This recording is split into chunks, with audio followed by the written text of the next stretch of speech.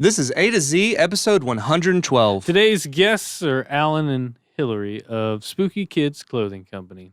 It's like they're trying to be too meta. We're gonna make them an offer they can't refuse. Yeah. You can buy you a drink. You can Well, I mean, he did pick out somebody we know. Well, you sidestepped the question. That technology does not exist. Hey everybody, what's up you guys? I'm Aaron here. Always with me is my co-host Zach.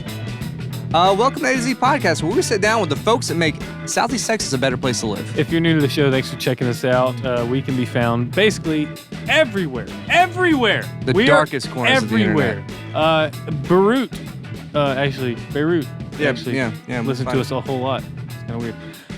But yeah, you can also call and text us at our phone number 409-206-2971. That's 409-206-2971. You can send us some voicemails or send us some pictures, videos, text us, whatever. Send us love notes, love letters. Yeah, just whatever you want.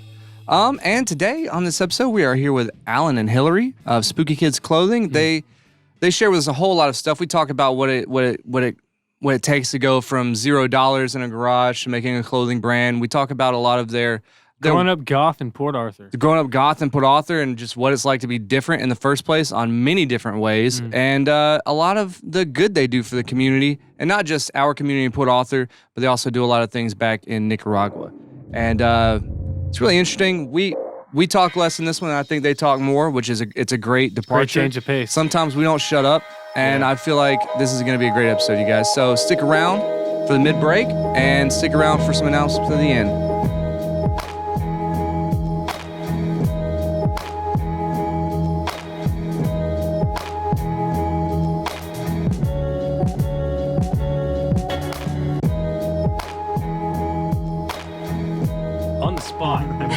Just bust it out.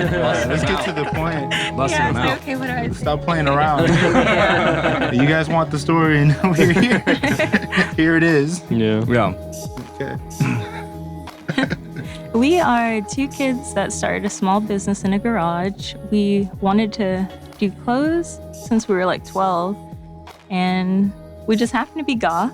Yeah. And in high school, everyone were like, "You guys are the spooky kids. Y'all are weird." We went to Memorial High School. Yeah, we went to Memorial Yeah. in Port Arthur, and oh man, we didn't have fights. We had riots. Oh wow. Yeah. I talked to like some of like my friends like now and my coworkers who went to like PNG and Nederland and stuff like that. We trade off like like stories and stuff like that.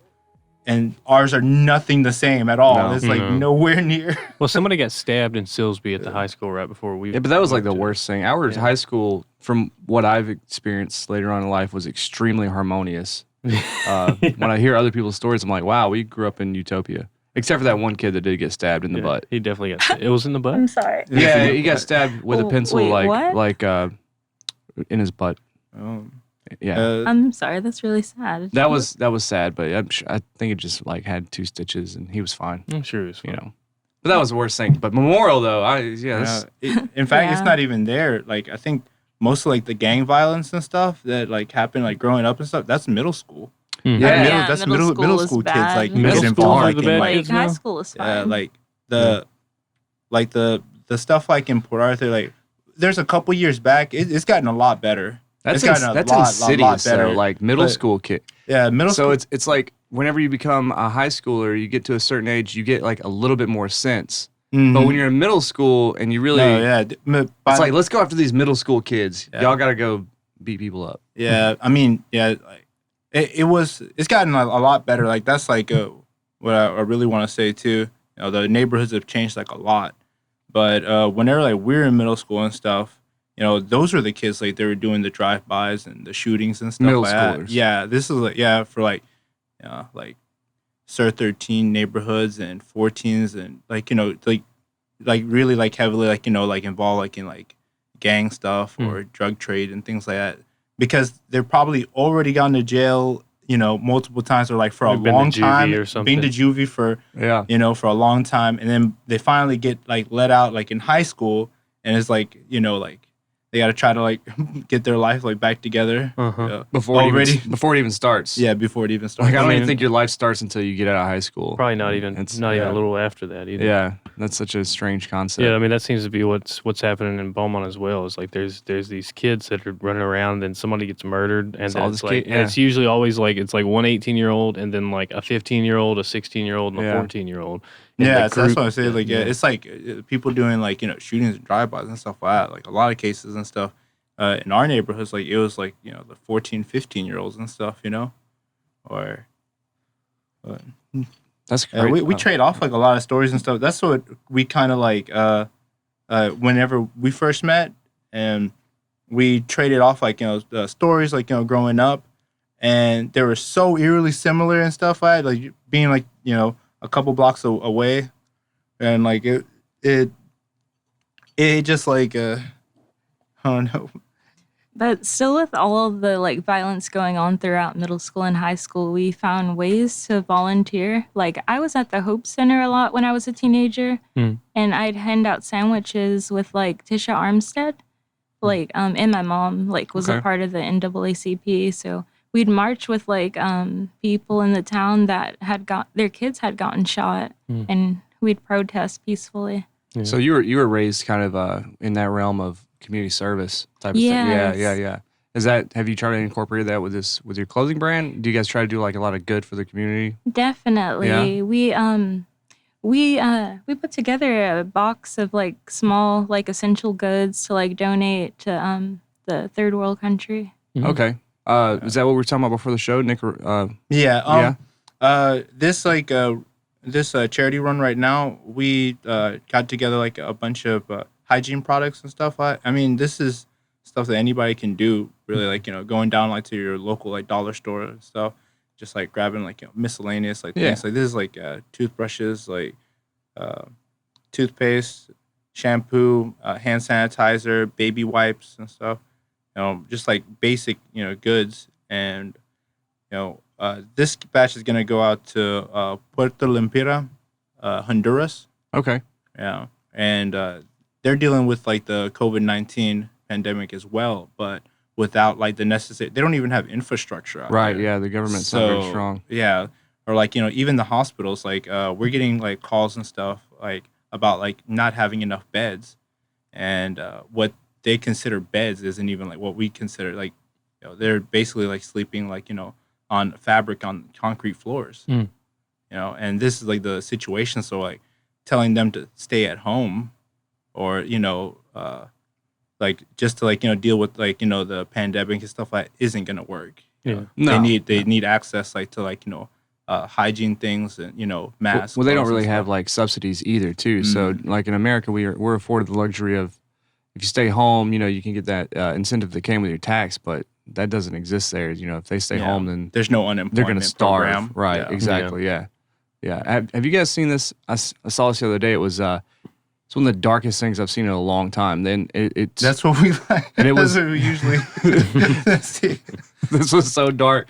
So it was talking about that problem of having shortages of beds and turnarounds actually in the third world, and having like sanitary beds, because there's not even time on a turnaround to like sanitize the sheets. You don't have enough sheets to just like burn these when somebody gets off of it. So somebody designed a hospital like cot that when somebody dies, it just goes down into a cardboard casket.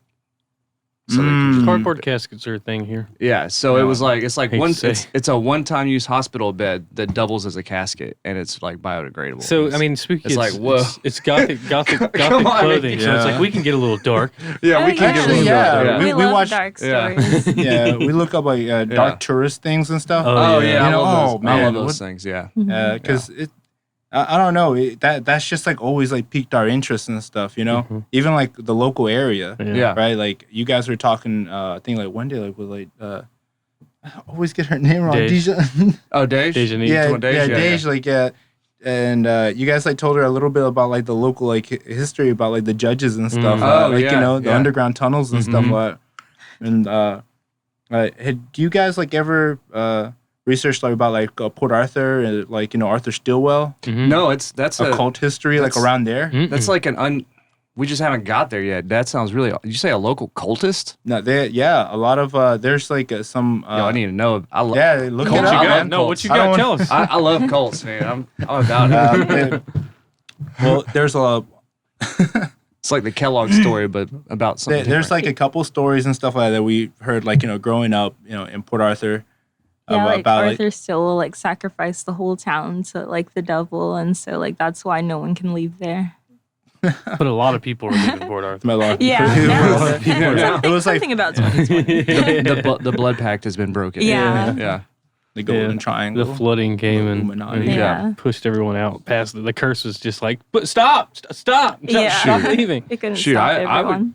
I mean, if I grew up in Port Arthur and witnessed hurricanes and economic unrest and all this, I might think that the devil was involved. I mean, too, it used to be a popular Yeah. city. Like Definitely. Yeah. Port Arthur was like on par with Beaumont. Well, maybe not Actually, it was at the peak, but It was bigger. It was big. It was- yeah, it it was was a big, bigger than huge Beaumont. port town. Yeah. Yeah.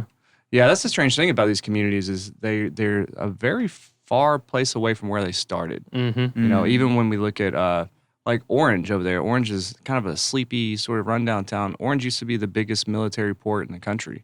Wow. It used to like shine. It used to be like a happening place where everyone. I mean, that's why there's remnants of things like the Lutcher Theater. That's very prestigious and gets prestigious acts. And if you look at downtown Port Arthur, you can just like Proctor Street. You're like, man, this used to be something totally different from what it is now.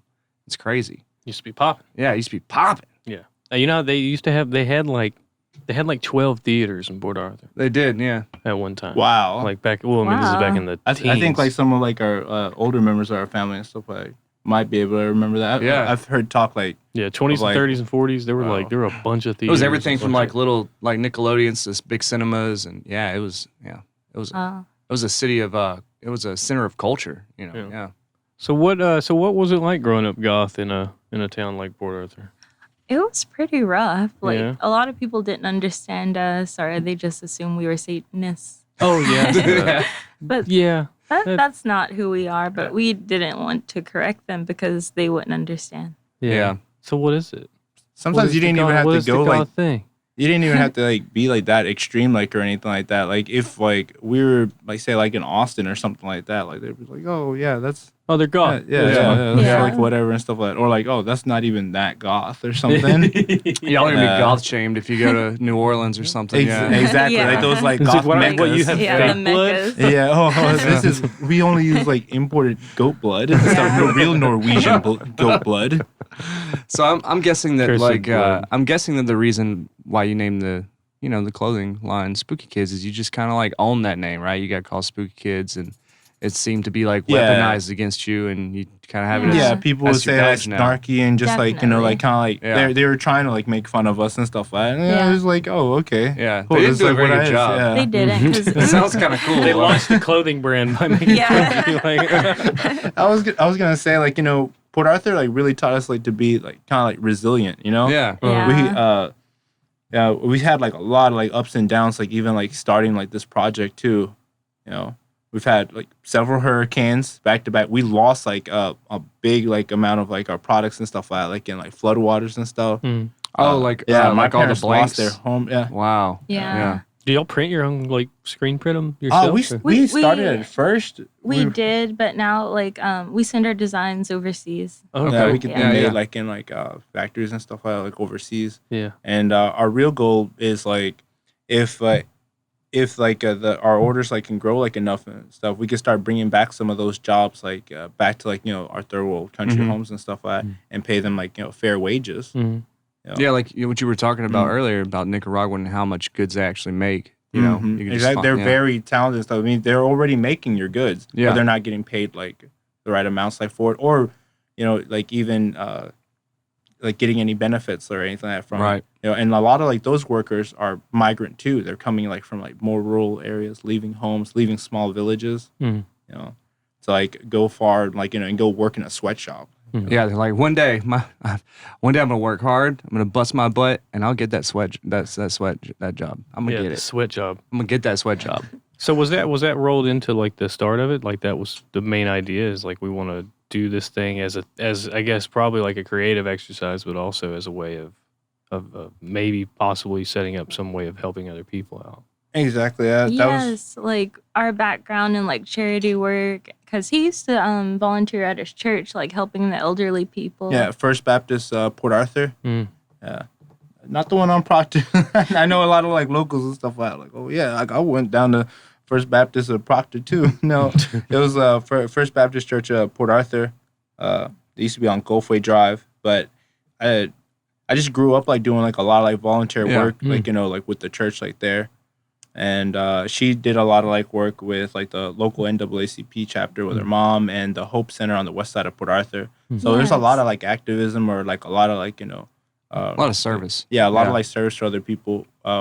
And we used to be pretty independent too. Like now I'm seeing, looking back like at our youth group with the church, we used to prepare meals and stuff like that and do like like kind of like a Meals on Wheels or we would like host like a lot of like the elderly folks. They would get bussed in from their from the old folks homes, and we used to like help them to their tables and stuff like that and prepare all the meals like for them and stuff. And sometimes it'd be like restaurant quality like food, be things that they really would enjoy. Yeah. Well, there's a double sided to that coin too. They get a little company for a little while. Also, exactly. Yeah. That's one of the biggest things. We were so involved as a community, and now like looking back, it was like that was the foundation of like like our experience. Like it feels just natural, like like trying to like do your part, like help a community out. Yeah. When you're raised like that. Yeah, that's for sure. Is so who's wearing Spooky Kids clothing? We both Oh, are. we both are. Oh, yeah. you both are. Okay. Yeah. Like I ripped up the shirt. Yeah, I see you've done some modifications and stuff like that. Yeah. And this is one of our newer shirts. It's the Pugsley Adams middle child syndrome shirt. Oh, okay. Yeah. To it. Yeah, it does. As wordy as possible shirt, That's pretty. That's cool. That's what's up. Yeah. If you guys think ahead and you're being optimistic, like where do you see the clothing going? Who do you see wearing it in the future and stuff like that? Like where are these outlets that you guys are trying to like slip into? Yeah. Well, we've had merch tables in Austin, Texas, Houston, and locally. So hopefully, we grow outside of Texas. Okay, that's pretty cool. We had a couple like musical events like booked to do like vending opportunities at those little vending tents and stuff at outside of the state, but we had to cancel it due to like the pandemic and stuff. That's right. Yeah, music got canceled. Yeah, so, all the music got canceled. There's a really great program, that music festival that they do out in Wisconsin that we were like booked to help like promote and stuff like that. And it was actually a metal festival that was for CP awareness. Cerebral palsy. Oh wow! Yeah, I have a sister that's has cerebral palsy. Yeah, she's dealt with that like her whole life and everything too. And there was a really great story like on Facebook that we got involved in. We started talking like back and forth with the parent who took their child with cerebral palsy to like 1,200 or 5,000 metal shows like all around the world. He got like really big and they were just like so nice and stuff like that. They heard what we were about too, and they invited us down to be at this music festival. I mean, metalheads really are the sweetest people. Like aren't we? Yeah. Well, I've worked with a lot of bands, and if there's any genre that is like the most appreciative, it's metal artists. Like they're always just like so thankful. Thank you for doing sound. Thank you for doing this, and everybody else is just like, oh, good job. Fuck you. It's like that kind of thing. Well, it's community driven. Yeah. Yeah. It's a lot of love in the metal community. For sure. I mean, That I is guess true. it might be that Tight-knit. combination. Well, it's just they were the spooky kids probably in their school. So whenever they're around other spooky kids, they're like, no, we're gonna we love each other because we put up with some shit. So, oh yeah, definitely. I think like we've really felt that too. I think everybody can kind of understand like being part of like this subculture and stuff, and it's like you put on like a tough like exterior and everything like that. Put on your corpse paint and stuff like that, and like Go and you're mosh. really like a softie inside. Like you're like It's like what's that Easter bunny or it's the thing with the hard coating and it's caramel on the inside. Oh yeah. yeah, that's black metal. Yeah, that's dope. It's licorice on the inside. It's molten licorice. You're calling our guests Cadbury eggs? Yeah. No, I'm calling all metalheads. Calling out the metalheads. Okay. Yeah. You're a bunch of sweeties, and I don't care. You're like, I don't care who knows it. I love that y'all are speaking. We have we've gotten some more support too, like from out of the state too. We got a lot of like support like on the East Coast, and that was like really surprising and stuff. We're like Coffin Knockmar. Yeah, he's from Baltimore. He's from Baltimore. Yeah. He's like Coffin a famous Knockmar? goth of color. Oh. Yeah. Wait, did you say goth of color? Yes. Yeah. We have our own subculture, but we are a part of like all all goths. Yes. Yeah, it's really interesting how many subcultures there are. Like in goth, it seems to be a lot more creative than a lot of other things. You know, everything from like the shirt you're wearing, right? You alter this yourself. You know, you guys make Very these DIY, shirts. yeah. You're very, very like goth people are so expressive. You know what I mean? It really lends to all these other things. Like there's like classic like 80s goths, you know, who like listen to The Cure. Yeah, and then there's goth. you know, and there's like vampy. It's crazy how many, you know. They're like preppy goths? I believe so. People that wear I American think so. Eagle and paint their nails black. Yeah, Maybe. I guess so. I guess that's the same kids from like 2000. Oh, they look like they're out of a My Chemical Romance video or something. Oh, that was me 15 years ago. I forgot. That was me. I forgot. That was all of us. The golf shirts with the collars like Oh, that. yeah. Yeah. Black and white. Usually hanging out either like on Abercrombie. social media, like or in the mall. Kind of hot topic. That was me. I was like, oh, I look like I belong in the mall, but I was listening to Kyotos and like stuff and just Yeah, we shit, loved you know? them back then. Yeah, absolutely. I think that's one of my favorite memes is people talking about like Hot Topic and how it's changed over like the last couple of decades, where it went from being like, I don't know, it used to be like actual, like they had like trendy kind of goth and emo and punk kind of styles, and now it's gotten to where it's just almost kind of, it's become a joke of itself maybe. I don't know. I agree. I don't know if any self-respecting goth will shop at Hot Topic. No, I don't think like you know, because like I think like because like the shop like had went like so mainstream and stuff like that, like, you know, like the goth scene like really like went back to DIY. I'm seeing like a like, you know, resurgence of like, you know, like we're talking about all this community stuff. Yeah. So I'm seeing like, you know, like more people like, you know, making like their own things and making their own music, and you know, I see just like more diverse creativity and stuff.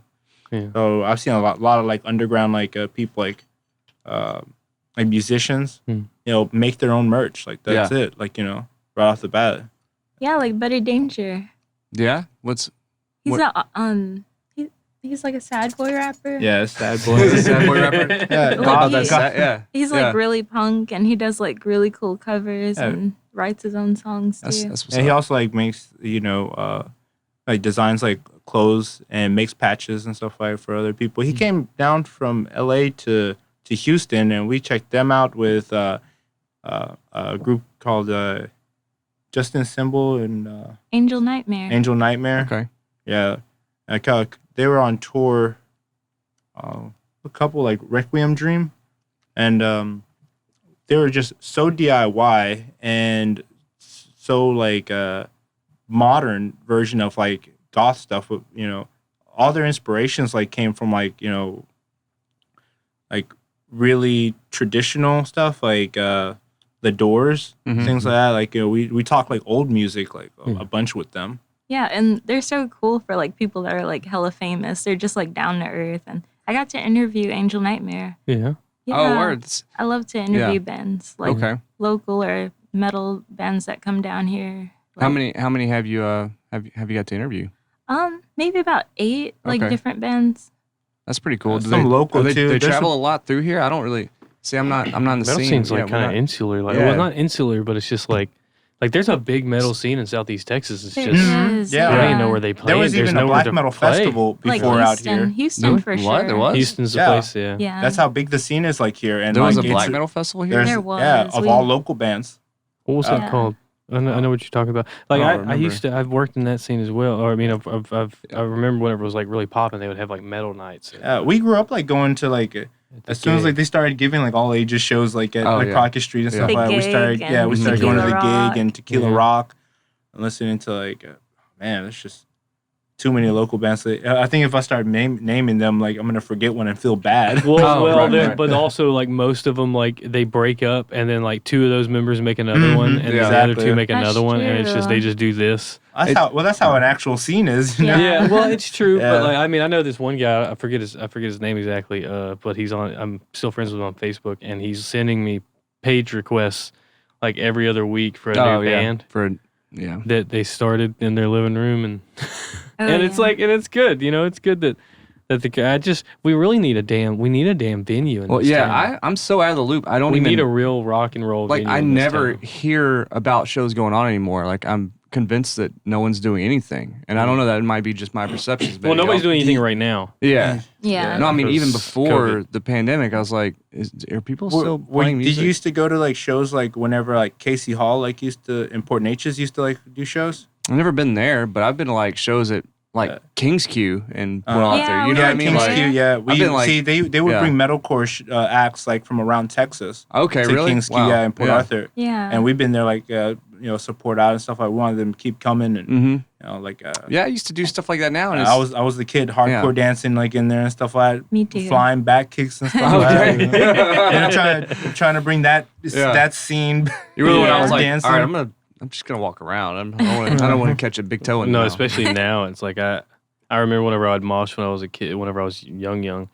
And now it's just I think about it, it's just like, no, like, no, don't breathe on me. If somebody like kicks me in the face, I gotta go to the dentist. Oh, no. It's tough. Like, we're getting old and it's tough. And that's one of the things, too, is maybe I just don't hear about shows because I'm not cool anymore. Maybe I'm just old. You're not very cool, Aaron. I'm not, and it's like, we're cool in different ways now. We're not cool in like the ways that it used to make people How do we cool. know about these shows then? I don't know. I know we're like Don't talk like that. I was going to say, y'all are cool. We just told you about the Houston shows. Yeah, well, yeah. Houston has a lot of like. You're so positive. You're like, come on, guys. Like, guys, it's gonna be okay. Cool too. It's gonna be okay. Yeah, I don't know. I mean, there's been a switch. A lot of shows used to be like word of mouth. Like, I don't know if you guys remember back when people used to make flyers and put them on telephone poles and stuff like that. Now everything's social media driven. Janae Whitaker like still does that. Like steadily makes like flyers and stuff. She was like a big force like here for a while. She moved back. She moved back to Houston. She was in Houston, right? Yeah. I remember when she was making really flyers. I miss that scene. I so did too. much. I miss so local good. artists making flyers for local shows. And when she was at Yellow Rose, it was like just all systems go. Oh, you got a band you want to play? All right, cool. Come to Yellow Rose. Yeah. Olivia She's Buscemi great like with helped us like get like our first shows and stuff like that too. Because we used to actually get a venue and bring some of the local acts out to play, and we would have like have a merch table right there, so people could could like enjoy Kids event. Boudoir, And we would like people would come in and like and see like the merch that we had like available too. Yeah, and that's not a bad idea. And kind of promote like the local scene too. That's what we. Yeah, like Olivia and the rhythm scene in Houston like really helped us like move like our business. Yeah. She's a treasure. She's a Southeast X treasure. I think she's tired of all the bullshit. I think she's tired of. She's been trying. I mean, I've been watching her try to get people to go to shows for like over a decade. Yeah. And I think it's just she's done with it. I just noticed that All Real Monsters tattoo on your arm. Yeah, Maybelline. And I had flashbacks just now. Eating Cinnamon Toast Crunch in my living room. Trying to play the Super Nintendo game. You want to take a little break? Take a little break and then we'll regroup and come back. You are listening to A to Z Podcast. A to Z Podcast Studios are funded in part by patrons on Patreon. If you would like to become a patron, visit patreon.com/A to Z Beaumont. That's A to Z BMT. Well, all right!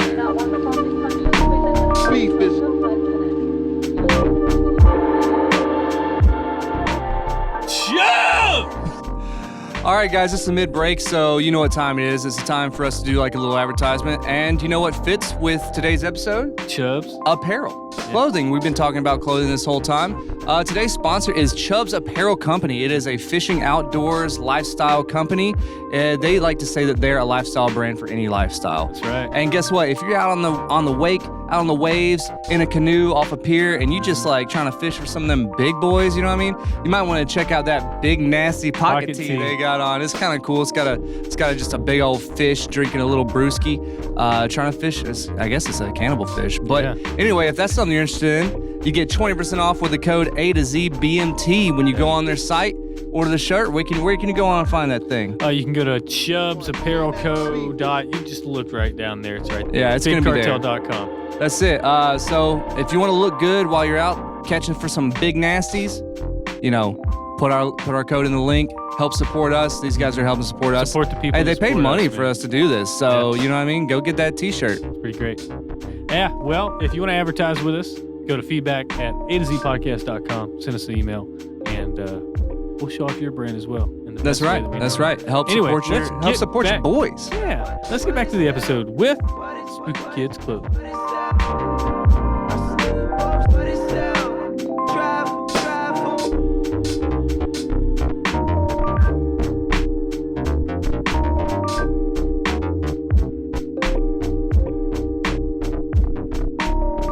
Stuff.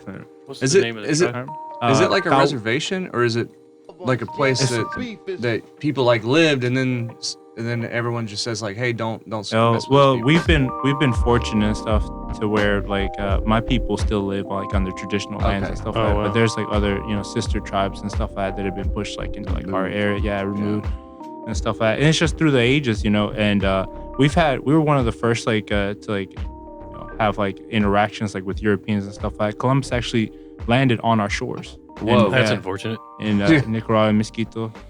And we're traditionally known as like Tawira, but a lot of people like today, modern days, like know us as Mesquitos. And on Wikipedia, we're known as a mixed indigenous group. Okay. Yeah, so a lot of African Americans. We share the coastline with Caribbean, so we really identify as like Caribbean native. Yeah. And I was just like hoping like to like give like a quick little like greeting in like my traditional language. Absolutely. That's what we speak like in my household and stuff. A lot of like our areas don't even speak Spanish. Yeah. Okay. Yes, sir. Yeah. So just like real quick, this is a traditional greeting like in like my language. Okay. We on? Yeah, we're on. Okay. Uplinani sutra leikula bila yamni lamni. Nara likati yuara maesisna. Lakula bila maikisna. Maikiawa libako. Lamla pura maius bibako. Tamya sapibako. Uplinani sutra kaisa wan papaskra wan mawan yabaya.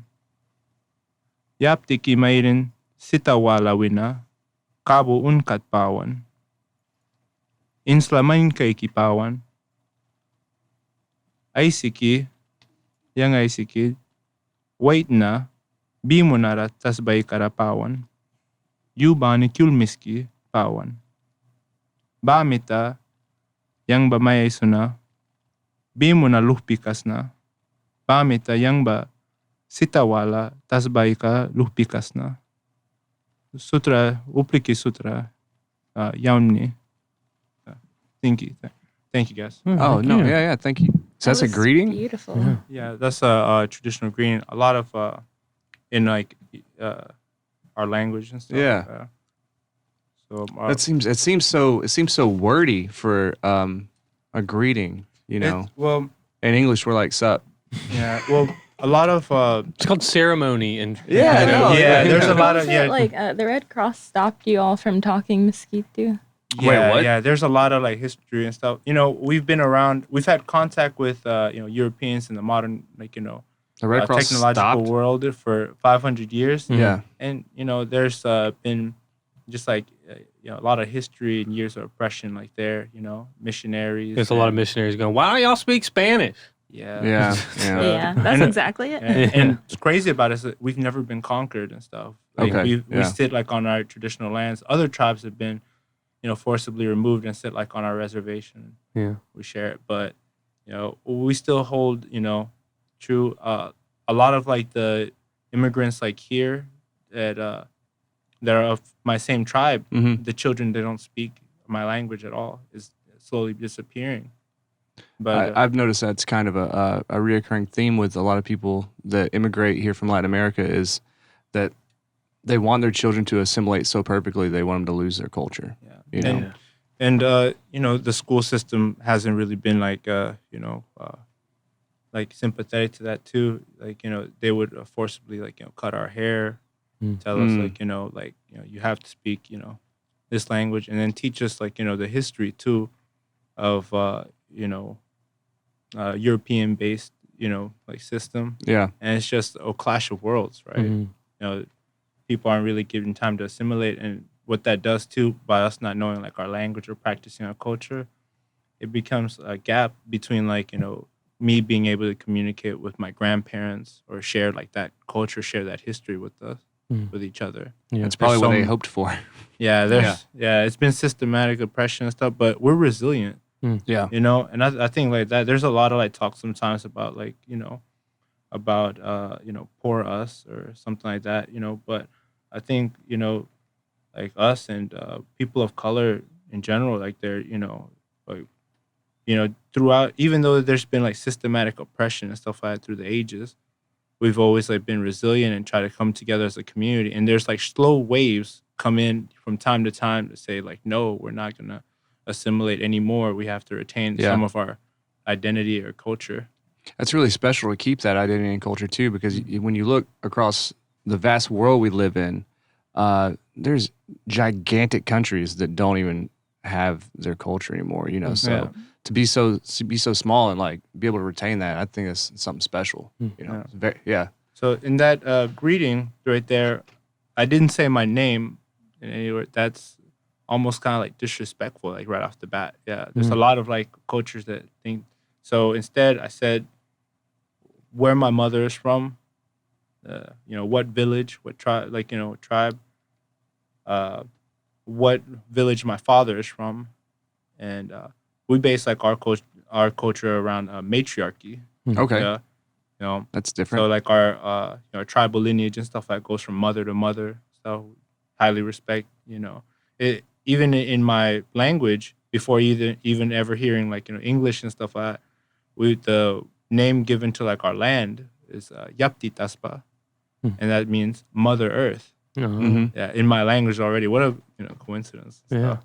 And there's a lot of similarities even like, you know, with indigenous cultures of the world, you know, even going to like Africa or the Aborigines and stuff like that. I see a lot of similarities. How fortunate I am now to see the whole world now, like, you know, with the technology. Yeah.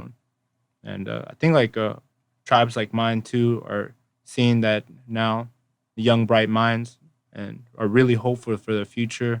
Maybe align themselves like with like other modern forward thinking people, like with projects like ours, you know, other projects to like preserve the environment out there, the rainforest and stuff, now aligning together with human rights activists. Yeah. You know, so that way that they can retain like some of their cultures and stuff too. You know? Well, it's really, I mean, I think it's really good that you're taking this clothing company and this brand or you know, whatever you would want to call it, and tying it to a cause, you know, gives it a lot more meaning and a lot more, I guess, drive behind it, I guess you'd say, right? Yeah, it makes it feel more personal also to you guys. You know, it's not a wholly unique idea as wanting to start a clothing line like a lot of people do it. But sometimes a lot of people will do that and it will just be so empty and hollow, you know, and there's no real like spirit behind the idea and they kind of flounder out. But you guys have community and you have, you know, service and charity behind this idea, and it makes it stronger. You know, it makes it a lot more unique, even down to the name of it is the name that you guys were like, you know, given in high school as a pejorative, and you just like wield it, and it's I don't know, I think it's pretty cool. Yeah. Thank Yeah. you. You're very welcome. You're very welcome. Yeah. So while we were on break, we had these right here, and this is what you guys were talking about beforehand, that you guys go to the dollar store and send these out. Are you sending these to people in Central America that you're like directly tied to, or are you just kind of just sending it to where you see it needs it the most? Or Dark fashion with a conscience. That's good. Throughout my husband Alan's family, like they already sent. What did you all send? Oh yeah, they it's pretty common like for like since my family came from like like really poor villages and stuff out there, they usually around Christmas and things like that, or their local like communities of immigrants would like try to like get as many things that they would that they could, maybe aid, clothes, and send it back like as like care packages, stuff like that, to like communities and stuff like that, to keep that ties. Even though they're here, they're pretty much settled. They're Americanized. They're working out in the plants and stuff like that. 9 to 5 and stuff like that, and really like don't go back and like visit like they used to and stuff like that. They're just so involved like in the life like here being American, and so that's always been like the connection like back home to be involved and like send aid like from time to time, because they know the people personally.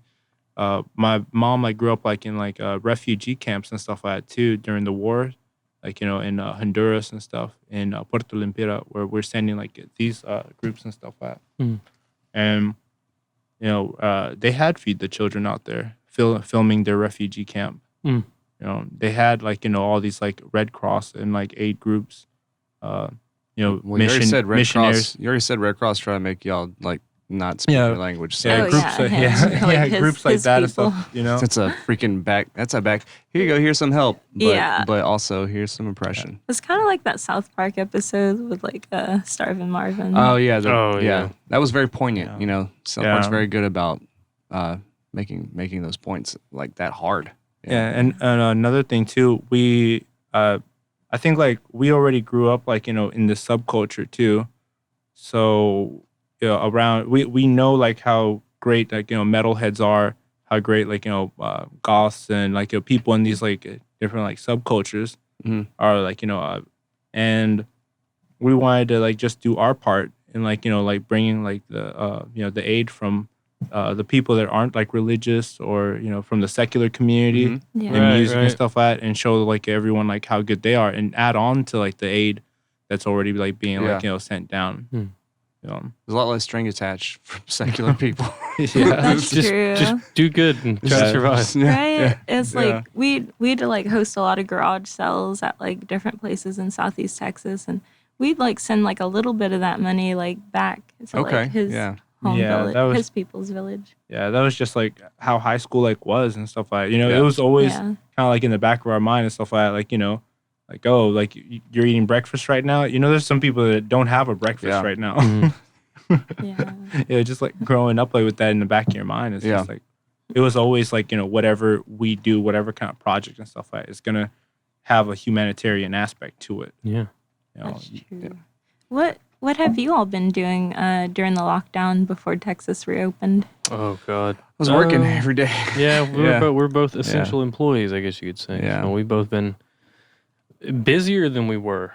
Yeah, kind of in a way. Yeah, my job changed to where I went from doing one thing to doing something completely out of my wheelhouse. So I've been super tied up there, and then you've just been busting your ass. Yeah, I work at a cafe in Port Neches, and like when a lot of the other places closed, maybe because they didn't see a chance to have profitability, so they just closed instead of paying a payroll. We did the opposite thing, and we just kind of adapted. So I was there every day, and it was a switch from doing something to like making like family meals and stuff, and all that stuff. Yeah, so that's very courageous of you all. Oh no, I was just making money. I really,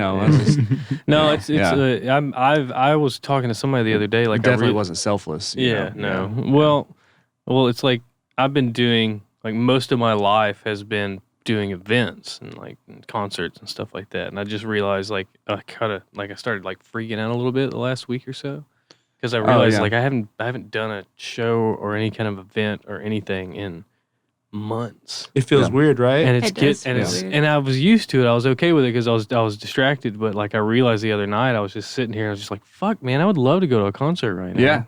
Or anything. Like, and it's just they don't exist. And it's like I guess I'm one of the lucky ones because most of my peers they're not working. Yeah. But me, like I managed to get a job that kind of gives me other things to do, and it's like, but I'm still just sitting here like, God, I would really love to see a show with a bunch of people at it right now. But Oh yeah, I felt that. It's The not in the last cards. show that we went to was Rings of Saturn and Enterprise Earth. okay. Where was that at? Houston. In Houston? What pub was that? It sounds like y'all go to Houston a lot. You We know? do. Yeah. Yeah. Like we the got a lot of like Rhythm scene, support. like Villains Dubstep, they really helped us like Okay. get Yeah. merch tables at their So events. like dub rhythm, like is there a scene for that in I know there's isn't there like a big Jamaican community in Houston? oh yeah. Like Yeah. there's that It's Yeah, area. really in fact, big a lot of like the scene. vegan places like over there Mhm. around like the 5th and 3rd ward, Yeah. they're Caribbean. I Like know. Yeah, I went to yeah. reggae hunt once and it Yeah. changed my life. Oh Yeah. yeah, that's Yeah. fun. Houston, Yeah. Houston is an amazing city. It's people don't realize like how diverse Houston is until you just try to find a place to eat, I mean, Mhm. the parking meters downtown are in English, Spanish, and Vietnamese. You know what I mean? Like what other city Yeah. it's great, man. It's kind of lucky to live by that city. That's I where wish- Hilery That's grew true. up too. Like we grew up like in a little like diverse like pocket Yeah. too. Yeah. Like, in Okay, Port really? Arthur, because she Yeah, grew up like right I by. grew up right next to Saigon in Port Arthur, Oh Texas. yeah. Okay, I know exactly. Yeah. Yeah. Yeah, right. In There's a lot of between gas stations Cadiz's. around there with some banging sandwiches. I know Oh, that, yeah. Yeah. Exactly. You talking about like Banh mi. Mooney's? Yeah. Mm. Yeah. Man, it's food really ties us all together. I really love does. it. It really does. I'm such a But, fat like- ass, but you know what I mean? Yeah. No, I love it. I really like, and when I was in college, my next door neighbor was Honduran, and he was really cool, and I got to experience a lot of that for the first time. And I don't know if it's a common theme in Central Americans, but in Honduras, like you should really show your appreciation through services. So he was always like cooking breakfast and like bringing it over for me, and it was so different from everything else. It was like that's so lots of sweet. fruit. It always Exactly. like there'd be plantains with like Oh, everything yeah. on it. We love plantains. Yeah. We just ate We plantains. cooked those Yeah, yesterday. it's like plantains, like everything. It'll be like, nah. It's Did you some get sugar on it. pupusas? Yeah, I got some Oh, those are pupusas, yeah. so good. They're so good. Papusa? There's I know what there's that a is. place. There's a pupusa truck too here in Beaumont. They're Get I've out of seen here. that. Yeah, I've Get out of here. seen Where is that. Yes. Yeah, they got a Where is it Facebook though? page. No, they park at the pig stand. Oh Yeah. yeah, no, I eat that. I eat Grace- there all the Grace time. was Because posting That's about my it. favorite. we That's my haven't favorite one now. been- I didn't know it was. Yeah. We haven't been to the one out here, so we've been driving all the way to Galveston for like this pupusas. one. Yeah, no, for it's pupusas. great. It's right there on MOK and Calder, and it's at that big convenience store. They're parked there. But you they also- have well, they but- have they have machetes. They have like everything. I But think they're the best Guatemala, Cuban yeah. food is in Bridge City. Bridge City. And Yeah, Tico's. I hear Yum. everybody say that. yeah. Like really good. that's the one thing that I think is interesting. You would think that like all the different types of foods would be like all in Beaumont, but it seems like the more specific Yeah. types of You guys should different try ethnicities is the outside. Nicaraguan food like next time, like in Port Arthur, like on Gulfway. What I would- makes I Oh would yeah, love that's to. good. What's it You'll called? love it. Nicaraguan Caribbean. Okay. Yeah, I would love to. Nicaraguan Caribbean. So Nicaragua is it's in Central America, Mhm. but it's on the coast, so it's like more. It's more- got two coastlines, and that's what like divides like, up. Oh, it's like the skinny culture, part. like really. Yeah, it's the skinny part, but it's the biggest. it's It's the the biggest skinny part part. of the Yeah, skinny yeah. line. What's the country that's like the smallest point? Is that Panama? It's Panama. That's got to be Panama, Panama, with yeah. the canal and everything. Panama's yeah. 100 miles wide. It's like where it gets the smallest. So you know? so Yeah. each end of that, so you have the Gulf of Mexico side, and then you have the Atlantic the Pacific side. Yeah, so there's and then the cultures are completely different on each side of the. yeah, because there's it's such a dense rainforest, like Yeah. in the middle, Yeah. and It's there's not you so just many walk villages. over. Yeah. Yeah. Yeah. And so it has a Caribbean Yeah. flair. Yeah, huh? and in fact, it's so Caribbean and stuff like that. There's even like there's like cities that are like basically like the whole city is like little Jamaica and stuff like. It's even got an English name, Bluefields. Oh wow. Bluefields. Yeah, Bluefields. and like they like everybody there like can trace like their ancestry either like to like Africa Mhm. like or like Jamaica and stuff. Mm. Like really heavily like a tribal like influence and stuff, but they just melded right into the indigenous Mhm. culture. So it's kind of like the Caribbean coastline is like all like like Afro-indigenous, Mm-hmm.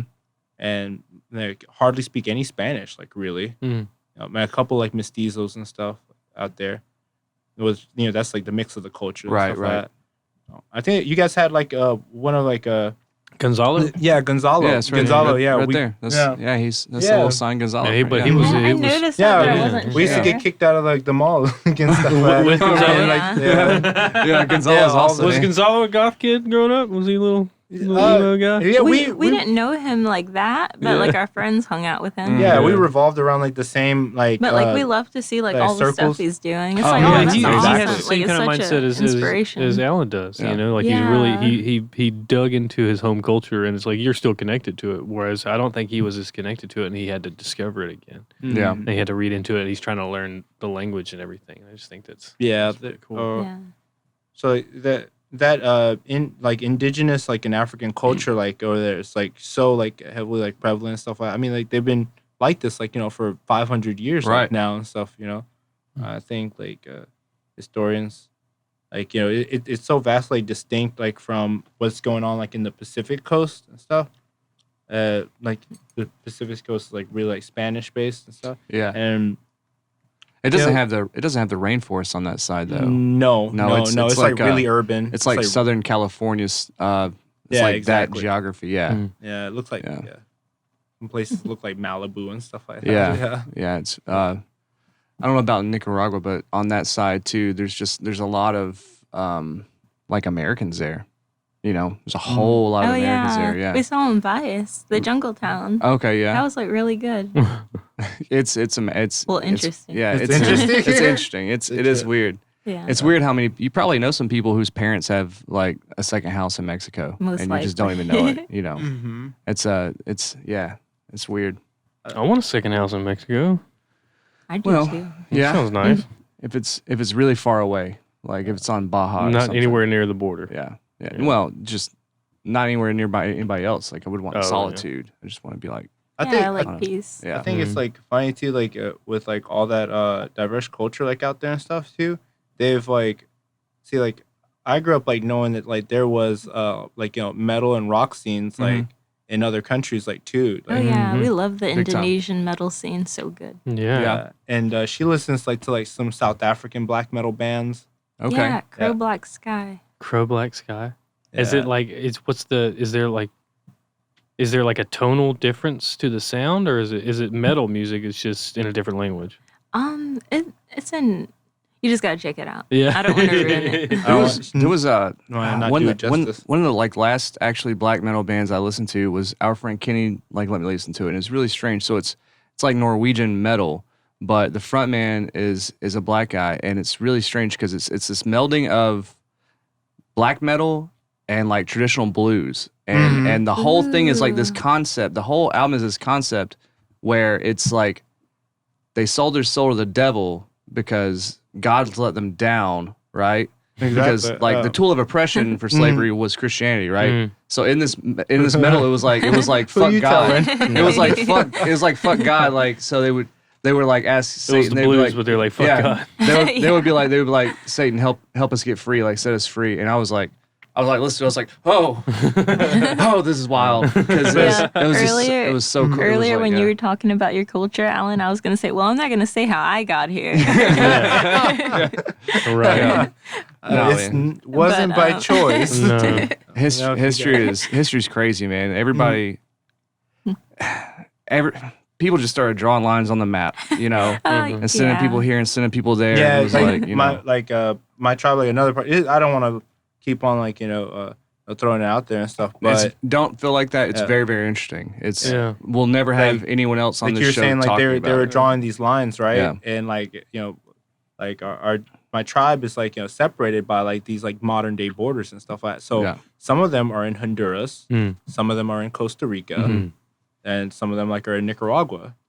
But like our But traditional lands, ethnically, like it's all one people, and it's like yeah, it's like a group of people that practice the same culture, the Yeah. same Yeah. religions, It's kind of like what happens similar in language like, and stuff. Ukraine area and Yeah. all that. And actually, like our traditional lines, like go all the way up to like Belize and stuff like that. Okay, Like, wow, yeah. So there's like some crossover too. We even think, Well, it's like more nomadic cultures, I guess you could say. Like there was a traveling that happened a lot more. Yeah, maybe like a little bit and stuff. We were Not nomads, yeah, we were but- seafaring people. yeah. So like we went all throughout like around like the Gulf of Mexico and stuff. But like I think with like goth and metal, we start to like kind of like practice like some like those like traditional like beliefs like again too, like like some like the folklore and stories, or like the one that you brought up. You start to like kind of like process like some of like this. We all like start to like read about like like our own cultural oppression and stuff, and how like like maybe like our parents or grandparents like weren't allowed to like practice like their cultures like openly. That's the same narrative like you hear around the world. And I think like that really resonates with people. But now when the kids like hear about like goth and metal music and stuff like that, and it's all this like dark or like pagan like stories and stuff like that, like in the music or dark undertones, it's like you can't have that record, Billy. That's of the devil. That's the devil's But music. when you're an artist, it's like you're now. I know, Mom. Leave me alone. Now you got like a medium to like kind of process all those feelings and like express yourself. Yeah. It's there does seem to be sort of a revisionist movement to like revive some of these cultures all around the world, not just everyone else, but everybody's been stepped on and trampled, and just homogenization always happens. As people get together, they always like sort of, let's speak one language, and let's do this. And they're like countries all over the place are actually like having their dead languages being retaught in school and stuff like that. And that's really cool. Yeah. One of my friends like actually like helped me out and stuff like, because he knows like our language like linguistics like expert level and stuff. He helps out National Geographic and people. How many people? How many whole people in the world speak the language that you spoke when you gave us the greeting? Probably it's less like than out here, maybe the older people. Just the older people and stuff like that. It's like maybe a couple hundred. I mean, but we have a sister tribe called the Rama, and they're out there like on the Caribbean coastline, Nicaragua, and there's only maybe like 10 speakers, like, and they're all old men. They're all old chieftains and stuff. And once they pass away, that that language is gone. That's 1,000 years like history, just gone. And that's daunting, right? Yeah, to think that. And so, we have so much like support too. Like we say the goth people of color, all across like like the East Coast and the West Coast and stuff like that, and I think like like there's a lot of like like people of color that would have like these like if it wasn't for like something that happened in history, a couple like really bad things that happened in history, like then they would like know like these same like tribal identities, unique like cultures, unique beautiful like languages and stuff like that, stories and stuff like that, and that's like so terrible to hear. Like how many stories they're have been gone, washed away in time? Yeah, they're just like gone in time and stuff like that. Maybe like some people are trying to like find that sense of identity again by like latching onto like a subculture. Yeah, it's really interesting how like all different cultures love metal. Like we were talking about how our upbringing was different than the guys in Finland, maybe. No, absolutely. A couple different things to sing about. But you both love metal. So are you? Is it like if you have a void where a certain culture might exist, that you just fill it with your own void? Is that kind of exactly? Yeah, you'd probably find other like-minded people and like basically create a new modern tribe, right? That's modern tribalism. Like I feel like we could all like bond between like music and like food. Oh, absolutely. Yeah, no, we all can. Music and food. That's really Music, those are the things that like when you experience it together, especially music and food. These there's no outlets, arguing over it. There's there's nothing. It's like, hey, I made you this thing, and this is where I come from. Like this is my food. Here, you have it. And then when you guys sit down and you eat, you just like realize like, God damn it, we're all. You know what? I love food. Yeah, I love it. It's good stuff. I don't know. Yeah. Well, I think that's our time. Yeah, that's it. We got more guests coming in. Okay. And it goes quick. It goes quick. Before we go, do you guys have anything you want to promote, or is there any way for people to donate for this cause? Yeah. Or anything like that? Like if you buy an item through our shop on Big Cartel, then like a percentage of that will go to donating a few goods like this to third world countries. Oh, that's so good. So that's where we can go and buy. We go to bigcartel.com. Is that what it is? Spooky Kidz clothing. Okay. Yeah, and look and search that up, and then we'll send you the link. Yeah, please do. And we'll put do. We'll put it in the info and. Do you think like we should put like I don't know my phone number or anything like that or? Yeah, you can't. Shop. You can if you want to. Yeah, yeah, absolutely. By all means.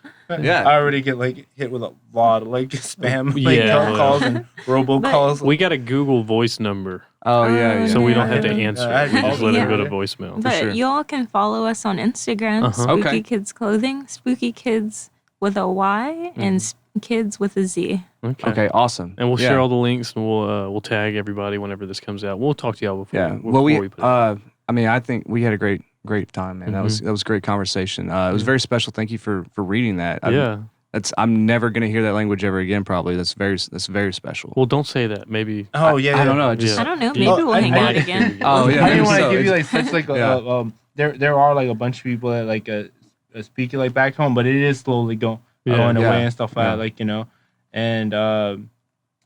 Let me just throw this out there and stuff. Friday we celebrated Juneteenth. That's right. Sure did. Yeah. Also, we love to watch horror movies and B-rated films. So on Fridays we post horror movies on our spooky movie pics. Yeah. It's like what we post like on Instagram, on our Instagram stories. Okay. Just like like terrible B movies because we're always like exposing our friends to like what. That's all right. That's all right. You made it all the way through the interview without it going off. That's a win. That was me, guys. Thank y'all so much for coming on and thanks for taking having the time. us. And we'll have to collab in the future. Yeah, for sure. All right, guys. All right, man. All right, big thanks to Alan and Hilery. Thanks for coming on. Thanks for telling us you guys your stories. Thanks for the shirts, man. We got some cool merch. And we did. We got some cool merch. You guys, y'all are just great. And also, there's going to be a link in the description where you can go and you can buy any of the apparel that we talked about and help them support all the causes that they're trying to get accomplished, you know? Yeah. You know what? What do? We did Badass last time with our patrons, right? Because we're going to do a shout out to our patrons. What are we going to do? Metal, goth. It's your pick. Do like brutal. Our patrons are so fucking brutal. Jordan Stringer, Brian Castillo, Doug Waldron, Michael Sarr, Ben McLeod, Randy Edwards, Allie Gillette, Allison Pierce, so brutal. Lauren B. So brutal. J. Wesley Harton. Oh, wow. Danny Brandon and Hannah McMahon.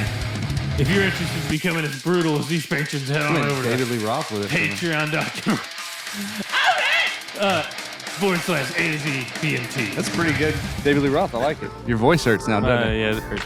All right, and come back next week for A to Z episode 113, Lucky 113, and we're gonna have the enigmatic, the ever entertaining, the two lifty boys. You know what I mean? Boys. We had a great time. It was a ramble. A long time coming. It was a ramble from start to finish. Yes. You know what I mean? And we get into some deep cuts about how Zach actually met him trying to buy a bench.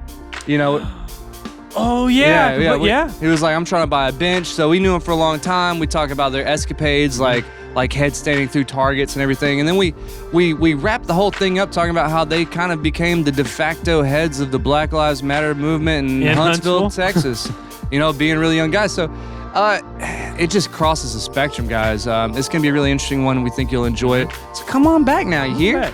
Come on back. You know, you like it, just come on back. Because we're going to be back next week after that. Well, yeah. And the week after that. Whether you like us or not. And the week after that. And the week after that. And the week after that. No, we're taking a break that week. And then we'll take a week off. And then we're going to come back. And then the week after that. Yeah. So and then the week after that. And then the week after that. And then the week after that. And then the week after that. And then the week after that. We're going to fade out right now. And then the week after that.